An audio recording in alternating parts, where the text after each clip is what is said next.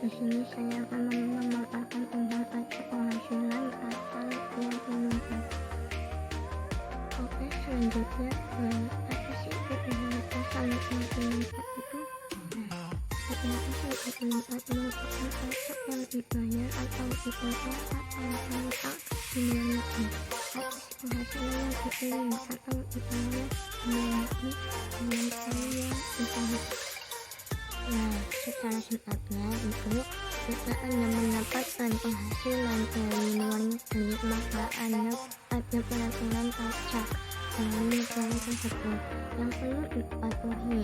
Pajak yang telah dibayarkan dapat diberikan adalah dapat mengurangi besaran pajak yang dimiliki di Indonesia.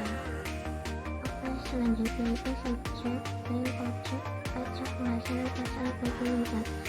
Subjeknya dalam itu pajak dari pihak asal pemerintah ini adalah wajib pajak dalam negeri yang memiliki kewajiban perpajakan atas seluruh penghasilan termasuk penghasilan yang diperoleh atau diterima dari luar. Terus objeknya itu apa? Yaitu penghasilan yang berasal dari luar negeri. Oke, selanjutnya itu sumber penghasilan dari luar negeri yang dapat dipelitikan. Sumber penghasilan yang seperti apa sih yang bisa dipelitikan? Nah, yang pertama penghasilan dari saham dan sekuritas lainnya serta keuntungan dari pengalihan saham dan sekuritas lainnya, yaitu negara tempat bagian yang menerbitkan saham dan sekuritas tersebut. Yang kedua, penghasilan berupa bunga, royalti, dan sewa sehubungan dengan penggunaan harta gerak.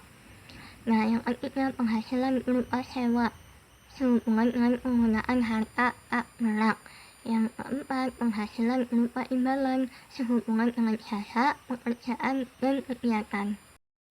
Selanjutnya, yang kelima, yaitu penghasilan bentuk usaha tetap, yang merupakan negara tempat bentuk usaha tetap tersebut menjalankan usaha atau melakukan kegiatan.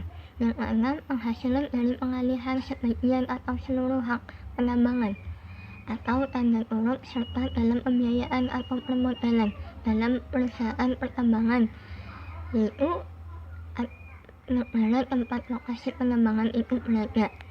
Yang ketujuh, keuntungan karena pengalihan harta tetap, yaitu negara tempat harta tetap itu berada.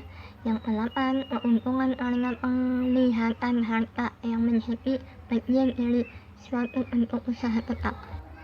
Selanjutnya itu waktu penggabungan penghasilan dari luar negeri. Yang pertama, untuk penghasilan dari usaha dilakukan dalam tahun pajak diperolehnya. Yang kedua, penghasilan berupa dividen dilakukan dalam tahun pajak pada saat perolehan dividen juga. Yang ketiga, penghasilan lainnya dilakukan dalam tahun pajak diterimanya penghasilan tersebut. Yang keempat, kerugian yang diterima di luar negeri tidak boleh digabungkan dalam menghitung penghasilan kena pajak tersebut. Yang kelima, jika pajak atas penghasilan dari luar negeri dikreditkan ternyata kemudian dikurangkan atau dikembalikan, maka pajak yang terutang harus ditambah dengan jumlah tersebut pada tahun pengurangan atau pengambilan dilakukan.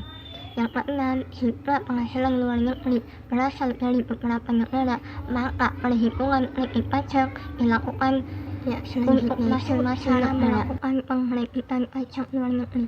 Bagaimana sih cara melakukan pengkreditan pajak luar negeri tersebut?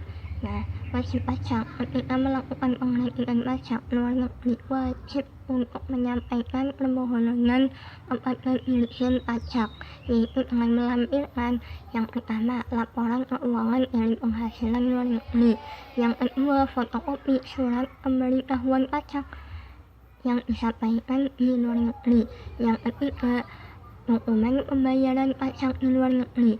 Nah, yang keempat, penyampaian permohonan kredit bisa dilakukan bersamaan dengan penyampaian SPT tahunan pajak penghasilan. Oke, selanjutnya itu mekanisme perhitungan PPh 24.